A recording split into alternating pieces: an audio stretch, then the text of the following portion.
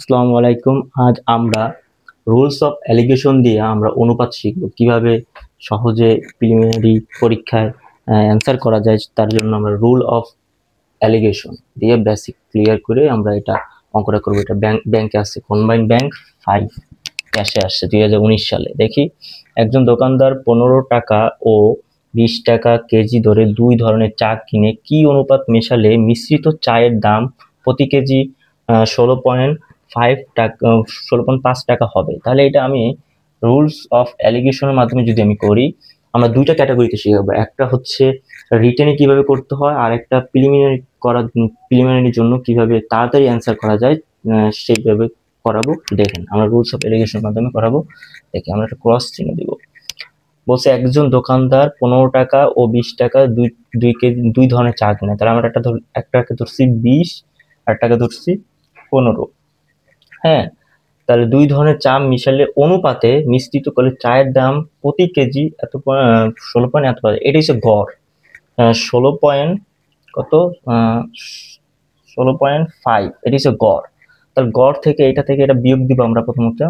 তাহলে থাকতেছে 3.5, 15 থেকে 16 কিন্তু 1.5।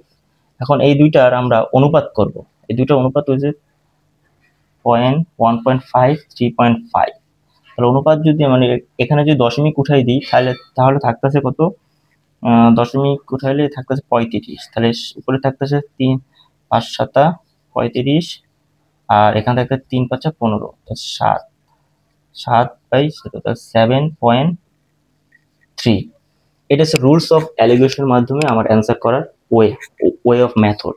এখন আমরা রিটেনে কিভাবে করে সেটা আমরা দেখি। আমরা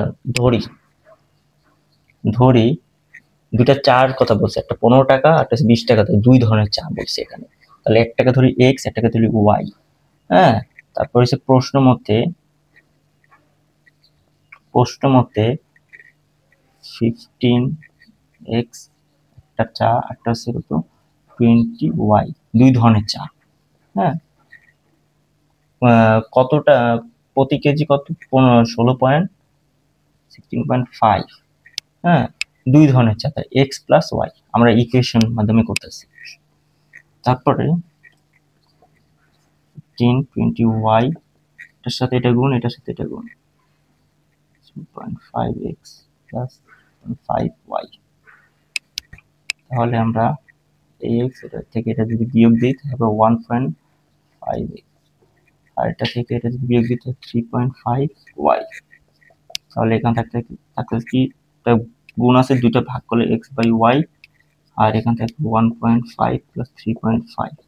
দশমিক উঠানোর নিয়ম হচ্ছে, দশমিক পরে কয়টা সংখ্যা আছে, দশমিকের একটা সংখ্যা আছে, দশমিকের জন্য একটা 1, দশমিকের একটা থেকে 0।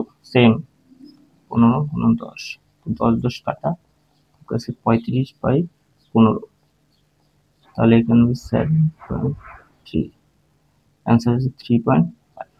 This is answer. এখানে রুলস অফ এলিগেশনের মাধ্যমে আমরা প্রশ্নটা অ্যান্সার করছি, এবং রিটেনের ভাবেও আমরা অ্যান্সারটা করছি। এরকম ভাবে আমরা আজকে অনুপাত রেশিও চ্যাপ্টারে একটা ম্যাথ করলাম টাইপ 1। এরকম ভাবে রুলস অফ এলিগেশনের মাধ্যমে আমরা পার্সেন্টেজে করব, আদার্স যেগুলো আছে সেগুলো করব। আসসালামু আলাইকুম।